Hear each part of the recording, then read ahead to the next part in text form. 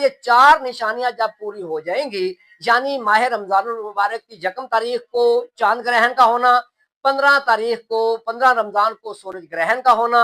हज के मौके पे मीना में खूनरेजी का होना, दरिया फरात का खुश्क हो जाना और एक खलीफा की वफात के बाद जानशीनी का बड़ा झगड़ा पैदा होना, ये चार निशानियां जब जाहिर हो जाएंगी तो लोगों को मुकम्मल यकीन हो जाएगा कि अब हजरत ईसा अलैहिस्सलाम बिल्कुल उनका जो ज़हूर है वो करीब आ चुका है। मुसलमान बहुत परेशान होंगे कि एक शख्स को देखेंगे जो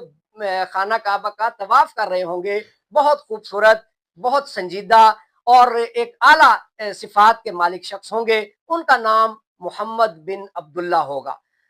और वो इमाम हसन अलैहिस्सलाम की औलाद में से होंगे। तो लोग जो है वो उनकी इन सिफात से उनको पहचान लेंगे और चाहेंगे कि ये हमारे कायद बन जाए, लेकिन वो मुसलसल इनकार करेंगे।